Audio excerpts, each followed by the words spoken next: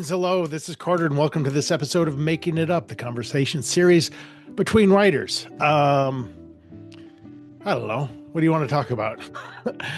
I guess if I'm going to plug something, I feel like I've plugged a lot of different things. I'm actually having my Unbound Writer website totally redone, so you'll have a whole new experience on there soon. So that's very exciting, and it might be worth mentioning. It's only about 11 months until my next book comes out. So my next book is called When They Find Me. It's freaky as shit. I love it. The whole story takes place in a condensed 5-hour time period. It's highly claustrophobic. It's one of my favorite things that I've ever written. It's a bummer when things take so long to come out. So it's not so much about how long it takes to write, although that's part of it as well. Editing, copy edits, all that kind of stuff. But publishers also look at placement. They look at their calendars. They schedule things, a year to 18 months to 24 months out sometimes. They break it into seasons. And because my book takes place 2 days before Christmas, they decided a November release would get everybody in that distressed holiday spirit, perfect for a thriller. But I will be announcing more about that book on my website soon. You can just check that out at carterwilson.com. So maybe that's all I'm plugging today. I had a great conversation today. I talked to a friend of mine. And so it's always nice when it's somebody I know, although I didn't know her that well. And we kind of explained in the episode how we got to know each other a little bit better. But today on the show, I had Danielle Girard. So Danielle is the author of soon to be 17 novels. Her newest one coming out February 2026, which will probably be around the time that this episode launches, is called Pinky Swear. Sounds like it's a little bit of a different book for her. We went into detail about this is the first time she's written first person present tense. She's really known for procedurals, and she's a USA Today and #1 Amazon charts best-selling author. So she's had a lot of success kind of with those procedurals, as you'll evidence in our storytelling and in series. But we have a lot in common, and her first book was published when she was 29, and she hasn't, looked back since. But I'd say the first, my intention is always to kind of dig into somebody's history. How did they become a writer? What was that inspiration for that first book? But I'd say the first half of this conversation, we were just at it in terms of craft, in terms of, talking about writing groups and listening to voices who can give us good advice and always learning.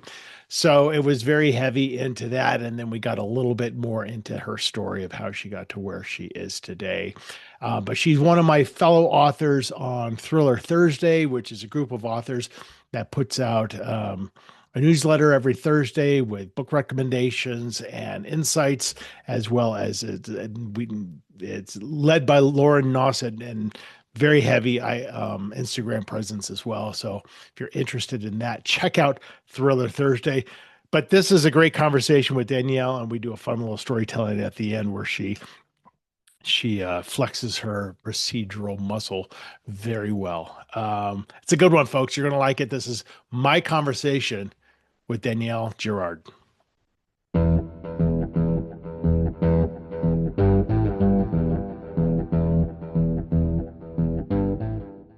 Right, it was Thriller Fest. Yeah, we rode to the airport together. Yeah, but it was just this whole weird series of things because you and I saw each other when we checked in, which was a little random. We were in the same line at check-in. Then at checkout also, and it was also like whatever it was, 4:30 or 5 in the morning, or very crazy early. And then we know each other through being authors and Thriller Thursday, but not that well. And then let's just share this Uber. And then we learned all this stuff about each other that was weird. That was like wild coincidences. Right. Not the least of which your ex, or however you want to phrase it, Yeah. he and I went to school, like hotel school, and graduated, I think, the same year. 92, right? Yeah, 92. So we're all 92, but I was arts and you guys were hoteliers. Yeah, so we all went to Cornell, and it was just very bizarre, but also it was like, okay, the universe put us together in this Uber to have this moment so we can have this relationship moving forward. And then we have this kind of bonding stuff. It's so, yeah, I just think we were on that freezing campus together for 4 years. Yeah, it was funny. I was just talking to my daughter about that. So she's in Ohio at law school, and she's talking about, walking to classes in the snow and just that cold, wet kind of Midwest to East Coast snow. And I'm like, yeah, I'm walking up Live Slope and because I lived down West Campus and stuff my freshman year, and it was miserable because I was a California boy. Me too. I Yeah. mean, a girl. I was a So Californian. and then that was just it's a lot to get used to. It's so hard. And actually, you are in Colorado. I'm in Montana now, and we get freezing weather, right? It gets to be minus 30 here. But nothing is as It's cold as sunny. Ithaca. Yeah. Ithaca. Yeah. I like you like remember how your nose hairs would freeze? Oh, I just remember just being perpetually sick, Yeah, because you're not drinking water or doing anything like that you should be doing. right. Um, Nope. did you, now I forget, did you, what did you study at Cornell? I was pre-med actually. I applied to med school. My dad was a doctor. My parents were basically like, you can do anything but law. You're not allowed to be a lawyer, which I think Right. was maybe my dad's response because he was a doctor. But also for sure not creative. Like I Right. took a creative writing class and it was amazing. And they were like, yeah, that's not a job, you know. So Right. business, it was like business or medicine. My They mom was an weren't wrong, MBA. by My the dad, way. that was it, right? That was all. It's true. Um, so I studied pre-med and then I spent 10 years in finance and I sort of checked all those boxes. And I was working in finance when I sold and published my first four books. And then I Wow. also had babies, and then I was like, I can't do all of this. This is insane. Yeah. And so, again, more parallels, right? So I was hotel school, but I was real estate finance and I went into kind of real estate consulting in the hospitality industry. Yeah. Also wrote books like years and years later, but while I was in that industry, because you're just like, what am I going to quit my day job? This is insane. Like you can't even think about doing that. I think even if you're in a family and there's multiple breadwinners, it's a weird thing to just be like, okay, I'm going to bail and pursue my quote unquote dream when I don't even know what this dream looks like because I don't understand the industry. So to me, it was just like, I'll do both, which Yeah. then you layer kids on top of that, which I was writing my first book when we were pregnant with our first kid, but obviously I'm not the mother. It's a little bit of a different kind of dynamic, but it's fucking hard, man. Like, I don't think Yeah. you realize how hard it is until you look back at it. Like, how did I do any of that? I mean, yeah, I look at people having babies and writing books now and think, no way, no way. And Right. on top of it, a full-time job in finance. I really don't remember I think I don't remember. I think Yeah. that's the Yeah. trick. I mean, I remember I've always been very lucky. I'm not in that world anymore, but I'd always been lucky with my employers in terms of they were never like 10, 12, 14-hour days. It was No. pretty self-regulated. And that's kind of where I got my habit of, which I still have now, is writing an hour a day. It's like efficiency and consistency beating, these massive creative outbursts when the muse calls with gaps in between. And then I'm like, I can write a book a year. I can't probably do a whole lot more than that, but I can do that if I write an hour a day. And that's still my habit. Yeah, I think that's right. I think if you have a day job, in addition to writing, it really teaches you a different type of productivity and a different type of discipline. Because I think the idea that you could be at the whim of something as, mercurial as, a muse, it doesn't work if you also have to show up for a job and a family and kids. Right. Right. Totally. And I've always preached that. I think it's all about creating the habit because it's a muscle, right? And just like your work or your whatever else is a muscle, it's like the more you do it, the more you get used to it. And sure, there are sometimes you're totally uninspired, but that's where the muscle kicks in and at least gets some words on the paper. If there are other times when you are fueled with desire and creativity, and to me, that's not a reason to just write more. That's a reason to stop and get so excited about your next session because you have this momentum going in. And it, so I mean, if I write 1,000 words in an hour, that's a lot, you Yeah. know. So more, it's like five to 700. And yes, you miss some days here and there, of course, but then you have deadlines and you got to Yeah. figure your shit out. And it's not Do you stop yourself at an hour? You literally like a turn it off. hundred percent. Yeah. Or I'll stop myself at 5 to 700 words. I'll just be like, because I don't like to stop at the end of a chapter because I don't outline, so I don't know where it's going. So if I stop at the end of the chapter, I kind of feel like I spend a lot of time the next day figuring out kind of where do I go from here. Totally. So I like to be kind of mid chapter, mid paragraph even and I might leave a little note for myself and highlight it and just like basically this should happen. But I almost never forget that. Yeah. So and if I do forget it then it probably wasn't worth writing anyway. I love the idea that I actually just I just was doing an interview for my podcast Killer Women and was having the same conversation about leaving yourself in a place where you're like excited to write the next day. But Yeah. I've never known that you're the first person I've ever talked to who's like literally like cuts it short like that. Like really is like this is all, and actually I love that because it's there's like good incentive to be like this is all the time you have is this one little tiny window. So like Yeah. you're not checking your phone or your email or anything. You're like, this is my time. Totally. And I do it in the morning and I do it at a Starbucks almost always. And it's also kind of like I've got so much other stuff to do today. And again, it's like you making appointments all day. It's like I can't spend the whole day on this because I have other responsibilities. And some of them are other book responsibilities, some of them are my other companies and or my family or whatever it is. So it's like then I'm excited to get on with my day and doing all the other things that I have to do. So do you get up at are you up at the crack of dawn? Yeah, I'm a 5 to 5:30 a.m. riser. And then it's usually like workout, shower, write, store. I go to the store every day, come home, and then it's like 9 a.m. And then, then I'm kind of ready to start my day. But all that being said, by like 6 p.m., I'm like, I'm toast. I'm watching Oh, well, TV, bet. I'm cooking, and I'm in bed by 9. Yeah. I go to bed really early because I need to. What about you? Yeah, no, I mean, so those first four books I wrote, basically after work. Um, a lot of times like after work and after the babies were in bed. And the first book I actually wrote before my daughter was born. So that book came out when she was 8 months old.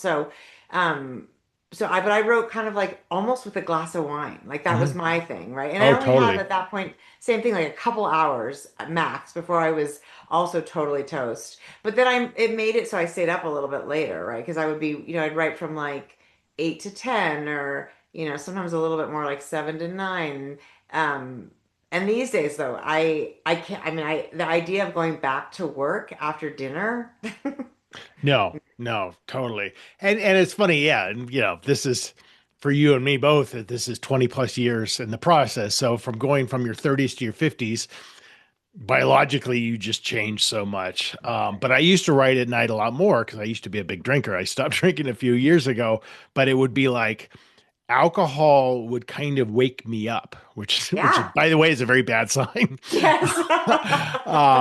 So I'd have like my vodka gimlets or my margaritas or whatever the fuck I'm drinking, and then you realize like, oh my God, this is all like preachy internal monologue that I'm writing, and it's just like, you're too like full of yourself.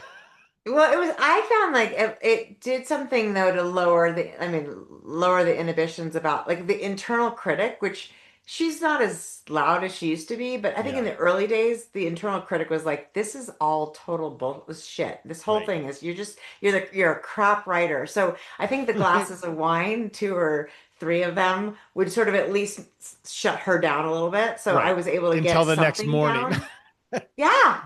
And I think I mean, you know this, it's easier to revise something than it is. I mean, Totally. the first draft even if what you put down is just garbage, at least you have something to work with, right? Yeah, totally. I preach that all the time that the hardest thing to do is to write that first draft. And I think a lot of aspiring writers they get so fixated on editing to death the 3 chapters they just wrote, which could be a months long process because they are so insecure about it.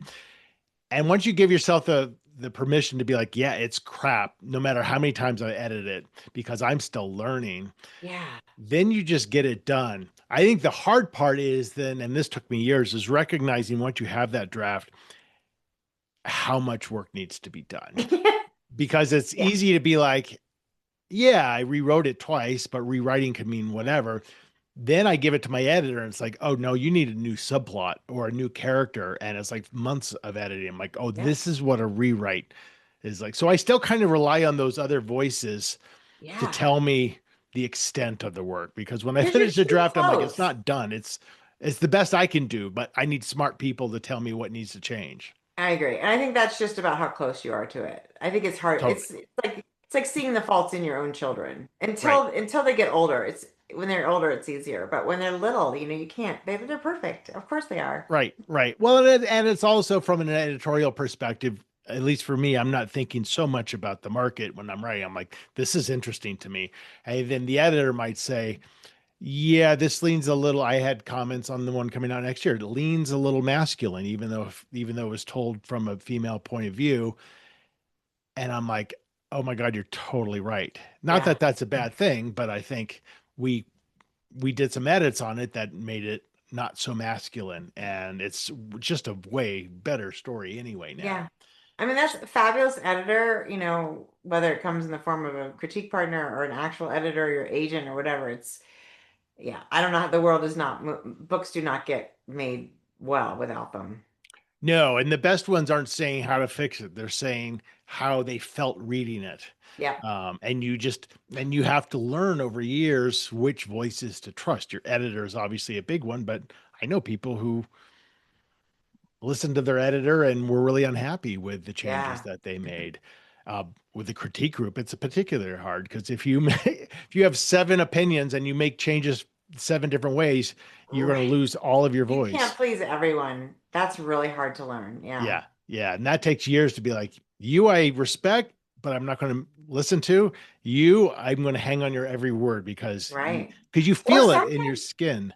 sometimes it's about like the book. Like I think sometimes like somebody will hit the right note with the right book, and then on the next book there it seems like they're way off base. So it's not, unfortunately I don't find anybody is like, I mean there are, I think that's right. There are still those people who are really solid. Their feedback tends to be really solid and really on. But I think everything is about like how you have to sort of learn to sort of pull apart the weeds and listen to sort of how it resonates for you, Yeah, and not always how it resonates the first time, because sometimes my first instinct is like that's not right, and then the next day I'm like, oh, maybe there is something to that. so does that mean you have to, because I totally agree with you, but does that mean you have to have naturally strong storytelling instincts in order to know what resonates with you? Well, I don't know if they're, I mean, I don't, I think the 29-year-old me who published my first book probably didn't have, I wouldn't say they were naturally, I think there was probably some little part of the back of my brain that was like, that doesn't ring true or that rings true. I think you develop them. It's like the muscle again, right? It's like Yeah, you do it and you're like, okay, that rings true. And then you revise it to that and then it's not quite right. And, I think you have to sort of trust your instincts to some extent. yeah, Um, Trust your team. It is a team. Like I think that's the thing that so much of this process is totally in isolation, and then you open yourself up to this like team of people, and hopefully you build a good team. I think my instincts have gotten better. I still think yeah, sometimes my first instincts can be off. yeah, Um, yeah, totally. You know, you're right. Like, and I to this day, I feel like this is an interesting story. I'm not sure if I'm pulling it off well enough. I've learned over time as a thriller and suspense writer that what I'm naturally good at works well for the market, which is cutting as much as possible and making just a really lean, different kind of story. And so if all else fails, I'm like, just cut stuff. I mean, and the market's more and more, it's sort of more and more wants a really like sharp, lean, forward momentum. thriller. I mean, the Yeah. market, I mean, it's changed a bit. I think when there was a lot more sort of license to kind of go down one way or another, and readers weren't nearly as savvy. Today, I feel like readers are so savvy. They have figured out your plot on page four, and Yeah. if you can't keep them guessing, it's Right. I uh-huh. know it's frustrating. I think it's that confluence of increased savviness and increased attention deficit. So they're like, yeah, yeah, let's get to it. And it's funny because I'm not so plot driven. I think I'm very I just like to be because I write first person present. I like to just be in that world of that character. And I'm not necessarily thinking like I'm going to lay out these, twists and surprises because I don't know. So Right, to me, it's not like my plots are something you have to uncover. Hopefully they kind of end up like that. But when someone's like guessing, like, oh, I guessed who the person was, I'm like, well, I told you in the second chapter. I'm not writing a mystery. I'm right, just, but right. it's, but it's a balance, right? Right. Well, and I think it's interesting. I mean, have you always written first person? No, it was so my first three didn't sell. And then my fifth published book was my first first person present tense. Okay. And I wrote that and it fell out of me. It was Yeah. female POV and I just loved it. And then so I equate that to being like, oh, that's when I found my voice.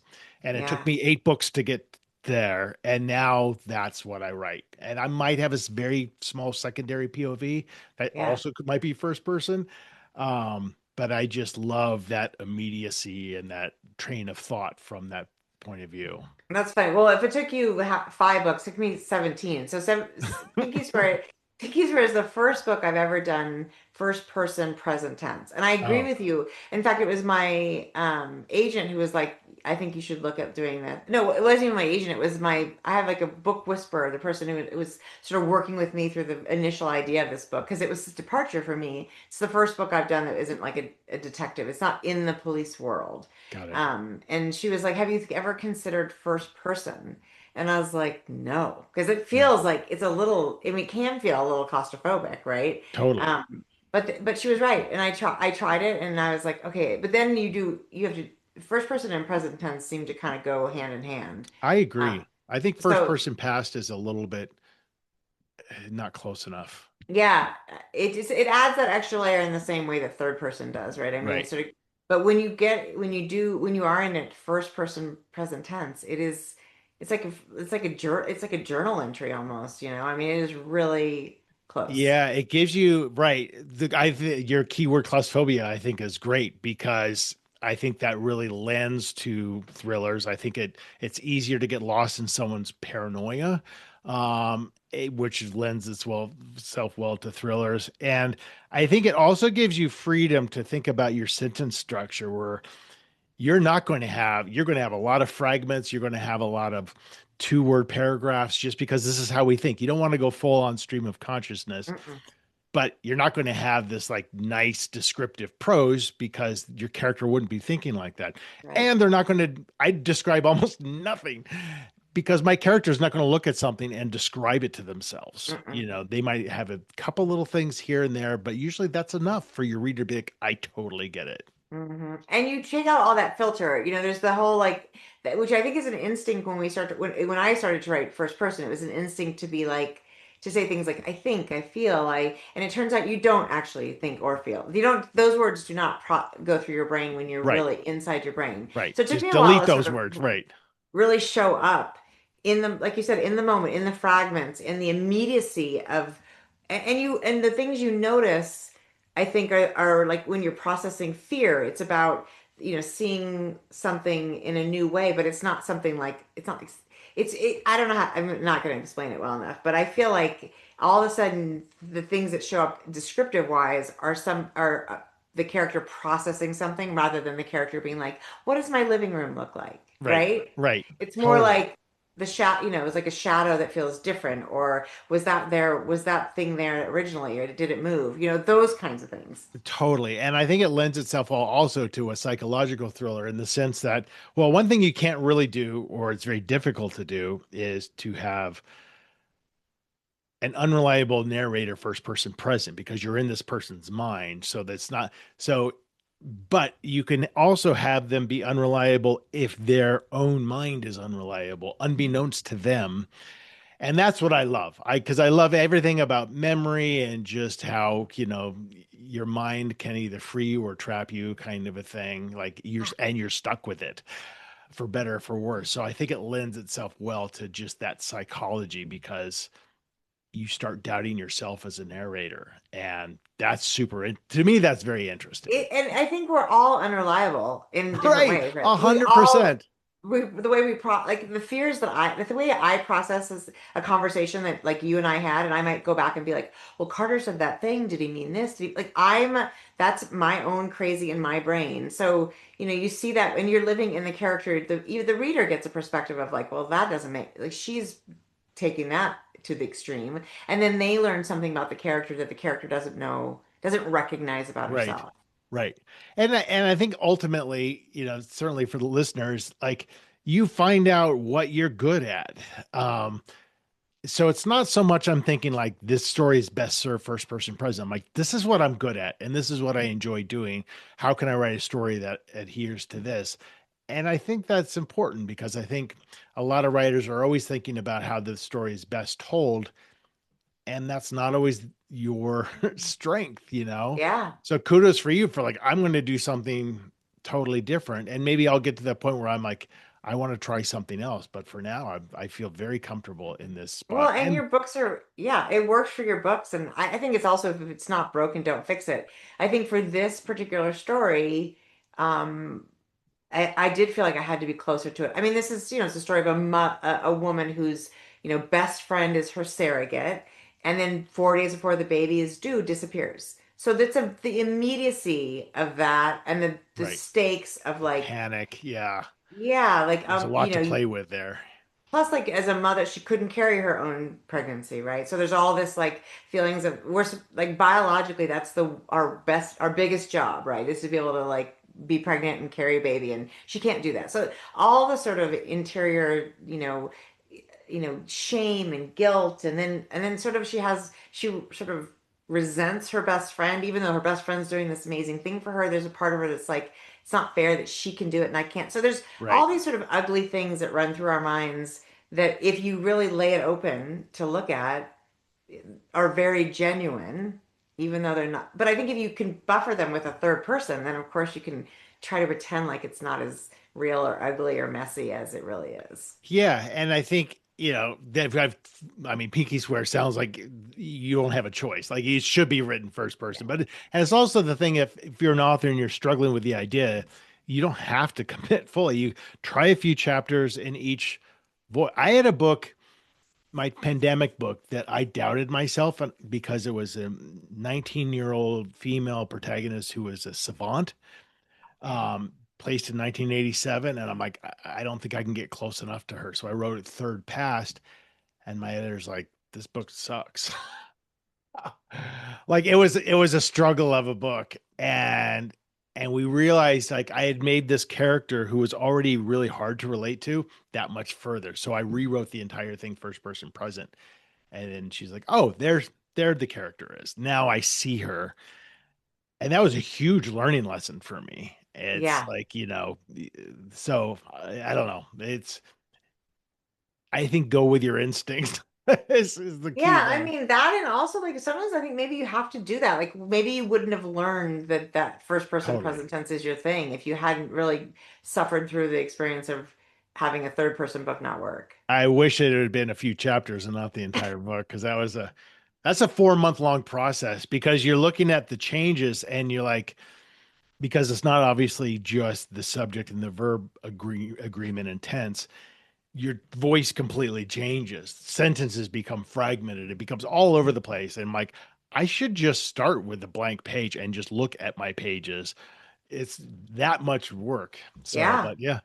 You So didn't I'm do that. You just went in and I would have thought that would have been easier to retype it and like, I ended up using the existing manuscript, but it was brutal. It all was that. brutal. I mean, So I'm just writing's curious to go brutal. back a little bit. Like, you took this creative writing class and you loved it. Was that the spark for like writing a novel, or was this something that had been kind of festering inside you for years? No, I mean, I took a creative writing class at Cornell, which I loved.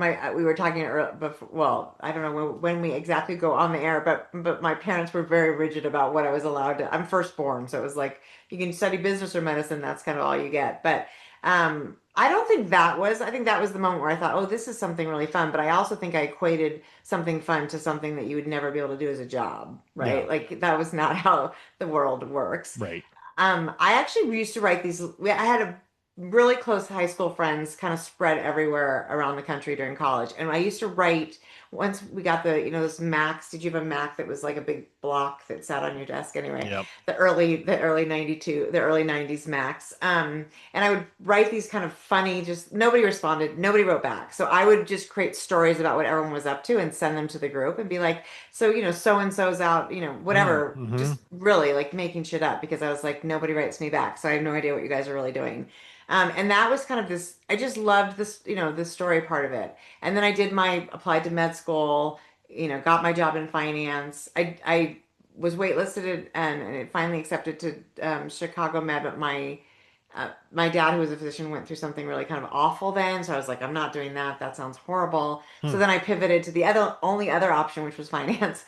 Sort of, like you, I had the Which means more schooling, by the way, I would think, like, because you were on a pre-med track. well, no, I just started at like at a sort of base level, starting point at Okay. Fidelity Investments and got my trading license and did so no, I Got didn't it. yeah, no, I went from sort of no financial background to the big, Yeah. sort of starter To job advising and people what to work do my with way their from there. So money. thankfully I didn't go get an MBA or something. Yeah.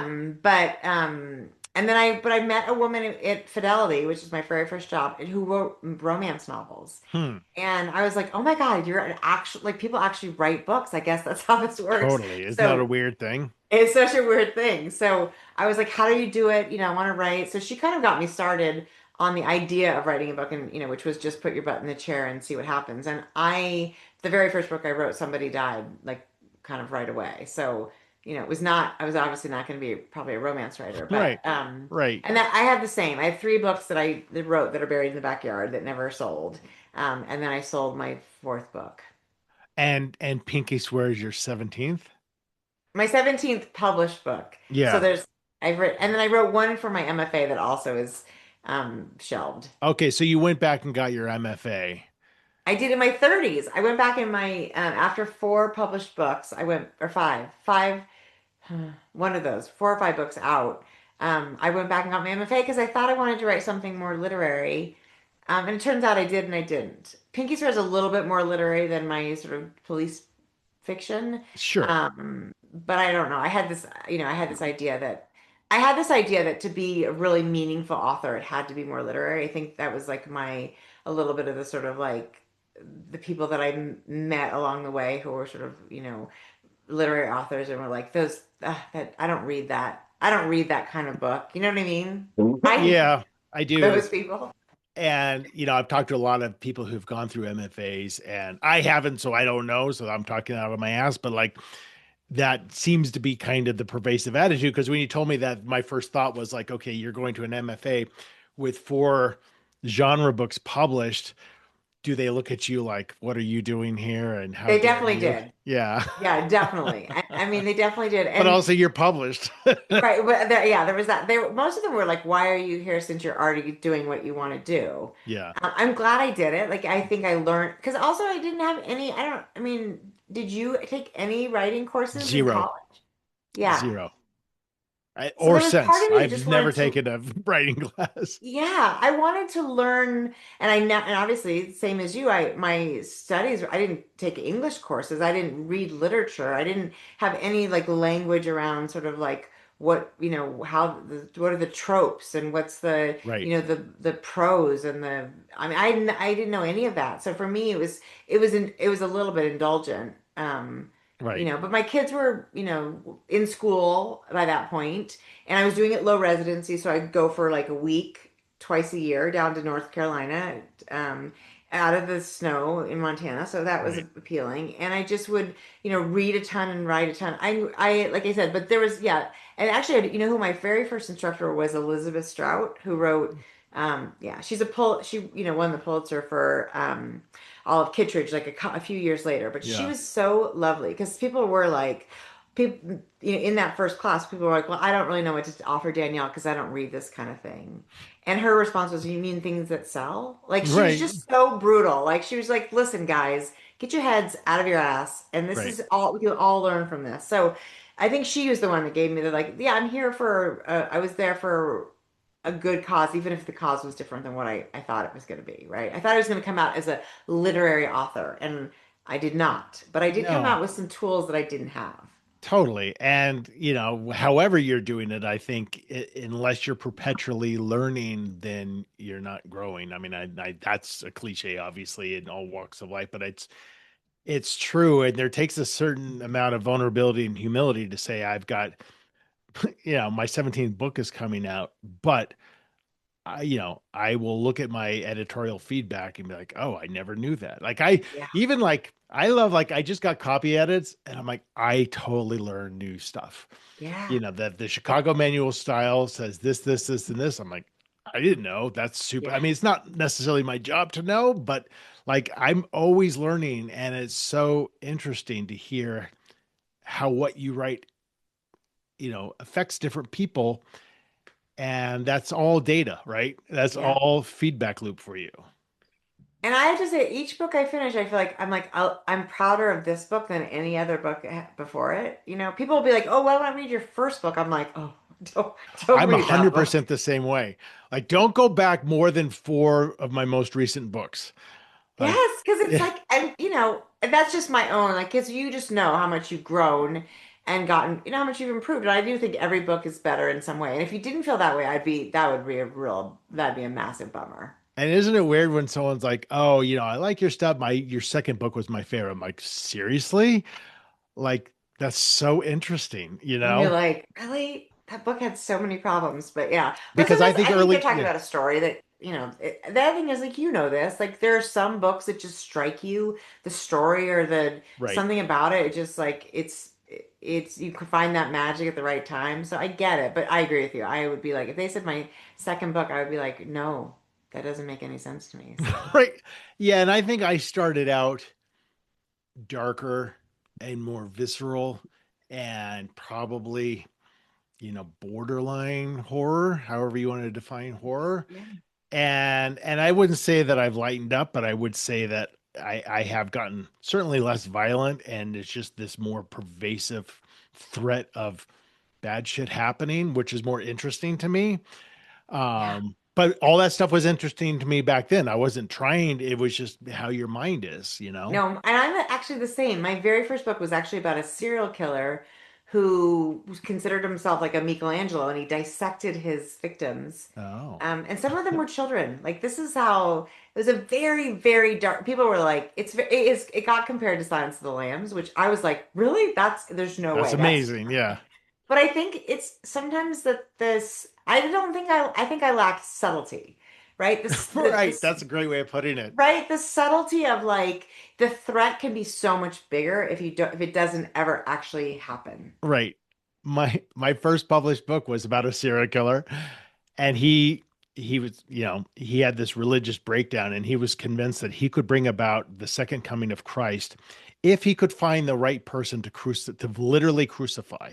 Yeah, So he I was just mean, going around crucifying people, and I'm like, what the fuck? And he also there was also kind of a scenario in wartime in Somalia, and he cuts off a baby's head.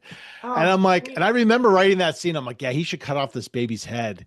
And then I look back and I'm like, by the way, zero flack for that. But one time I killed a dog off screen and I got Oh, eviscerated. all right. Yeah. No, I understand the dog thing. And actually I've seen friends do that and been like, don't do it. Right, right. Um, but it's funny with the tolerance we have for violence against humans, but not against animals. I agree. Yeah. Um, But yeah, I yeah, do think we just learn. We've learned. I mean, but I also think the temperament has changed. totally. I think there's things I did in those, and in fact, like one of my first characters is a black homicide inspector, and I'm in his point of view, and I feel Hmm, like that's a harder thing now. Like and I totally. obviously spoke to, I talked to people, and I did research, and I had people read for me, but I feel like it's this whole like kind of the environment's much less tolerant of us being of sort of being in the minds and voices of people that are not like us, which I think is hard because, if I only wrote, 50, mid 50s white women, how, it'd be fucking boring. Yeah, yeah, and you wonder where it ends because I don't know. I could talk a lot about this, Yeah, and I think assuming somebody's cultural identity that's not yours can be problematic. I'm not saying it can't be done well, and it has been done well many, many times, but I think you need to ask yourself, why is this important that this character is right, XYZ? That being said, most or the preponderance of my books are written from a female point of view. right. White woman's point of view. So it's like, when is that not okay? But my readers, and so first of all, the first person who sees it is my partner. Then my agent's a woman, my editor's a woman. So it's like I have great, smart women around me who are first eyes, who are giving me tremendous feedback. And you're watching the show and you connect with the character, whoever they are, and you're like, if you're empathetic as a person, you're like, I could, I Yeah. have enough input where I think I could deliver a story in this point of view, if that point of view is the right one to do. So it's tricky, but I think it's just a rule of thumb now. It's like you don't stray too far. Yeah. Well, and I think, I mean, to your point, I think, and I appreciate your books and I appreciate the female points of view. And read them and been, because I've read, male authors that the female points of view don't feel authentic to me Yeah. in the same way that yours do. And I think the fact that you're listening to those female readers, beta readers, I mean, and and the same is true I'm sure for, my male protagonist, or even sometimes if I'm talking about like a younger person or an older person, right? You have to have people who can be like, this doesn't quite resonate and here's why. And then you adjust. Because if we, Yeah, I think part of it you probably have figured out too is just not overthinking it, like not trying so hard to be like, what would a man do in this situation? right, Like, don't put yourself in a situation where somebody can clearly say a woman would never do this. right, Um, because especially if you're in the thriller scape, we're talking about just raw human emotions that are shared by all of humanity, right, regardless of your gender. So like right. you're reacting as a human would. And yeah, it's not to say there aren't nuances, maybe.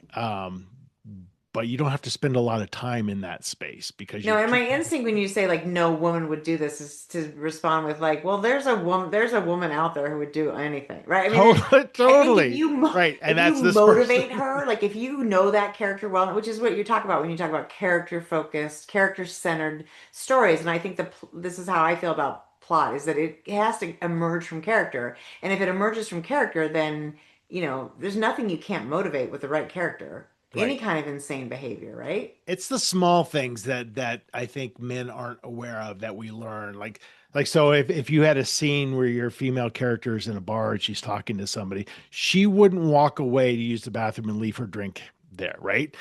So for a man, that's like you didn't even think about it, and so that's a revelation when a man hears like, what do you mean?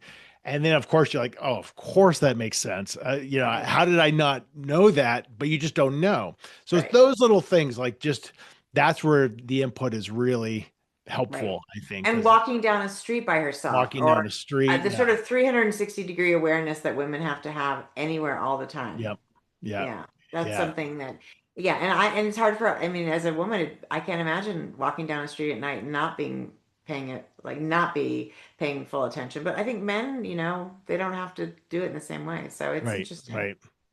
So before we wrap up, before we get to our storytelling, I just want to ask on Pinky Swear because I'm excited for it. I love the cover. I think it's February it comes out. February 24th. Okay. So I'll be plugging this because that's probably about when this episode will will finally release Perfect. based on my awful work schedule.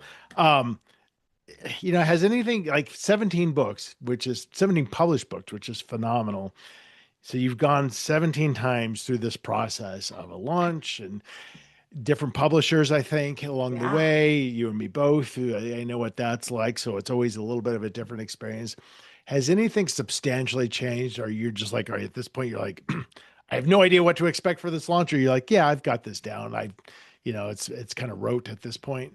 Yeah, I mean, I feel like I mean, so to your point, a different publisher makes a big difference. My last six books were from Thomas and Mercer, which Yeah, is, is an imprint of Amazon. right. And so for the six books, you basically turn in your book and do your social media, do a few interviews, and that's it. You don't go on book tour. You don't, I mean, you have like I had a But party. the machine just takes over behind the scenes. The Yeah, machine, the Amazon marketing machine is a beast. yeah, And so you don't really, in fact, and a lot of, independent bookstores don't support Amazon, which, again, like I get it from both sides, right? Like right. as an author, like I'm not Amazon and I am showing up and would love to have you, stock my book and do a signing or whatever. But I also appreciate that a lot of them have a I mean, tolerance. I Yeah, think it's changing a little bit, but it is. for a I'm lot seeing of more and those, more of them doing yeah, in I agree. conversation events and stuff.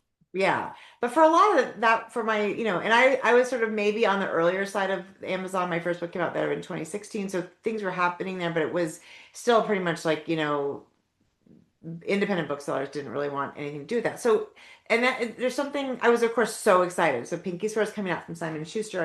You can see it on my shelf, but here's my Yeah, it's sweet, great. I know, I love the cover. They did such a good job, but, so it's a whole different thing. And I forgot about, this is like, I'm writing the articles that will go, that are to go to broader, platforms to sort of talk about the process or being a Right. woman or 17 books or whatever it is to kind of, just talk around the publication of the book. And then I have a big tour, which I again have, and I haven't done a tour, even in the early books, I did a few stops. So will be this will be a big tour for me. And so I'm hoping people will come show up because Are you coming otherwise to I'll be by call? Are you coming myself. down to Denver at all?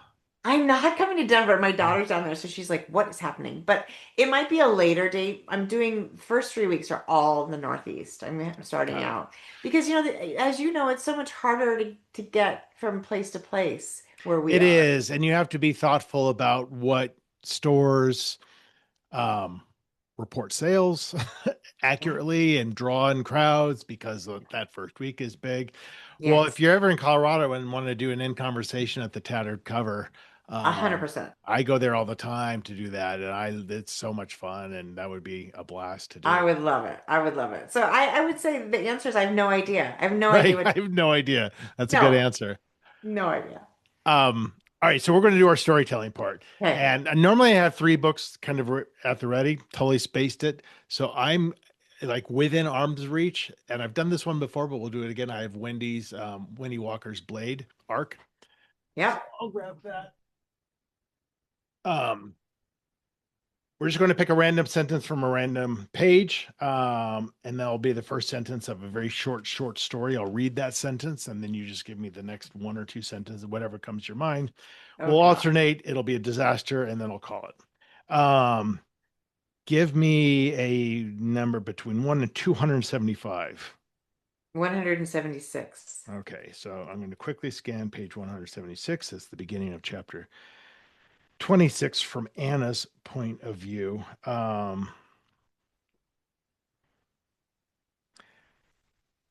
I'm just going to give you a piece of dialogue, and you can do whatever you want with this. It's Oh very boy. base, 4 words. What did you expect? Okay, like I'm so nervous, Carter. I I don't can go even know what. first if you want me No, we to. can do this. Okay, what do you expect? So somebody's saying, "What did you expect?" with somebody Yeah. else. What did you expect? Well, I certainly did not expect as I walked into the cabin to find a dead body on the floor. It wasn't my first dead body, and God knows it won't be my last one. And walking up to it, it was strange that I didn't even feel the tension that I had when I first started the job. I could hear my partner's footsteps behind me, but he didn't lean down to the body as I did. Because we both knew this guy. And if there was anybody who had it coming, it was this son of a bitch. But what was unusual about it was the murder weapon standing out from the center of the right side of his neck was a dinner fork. I'm trying to think of a pun, but I can't think of a pun. uh, I hated the guy my partner mumbled behind me, but he has kids. Someone's going to have to tell him. The thing that caught my attention the most was that the fork was on the left, the right side of his neck, which meant whoever killed him was likely left-handed. And of course, my first memory was his wife at their last dinner party raising a toast with her wine glass in her left hand. Oh, I think we call it there because you're just like procedural person. I And know. I'm like, I love it. I love it. Because I'm like, what kind of stain aside from blood would be on the fork that would be interesting?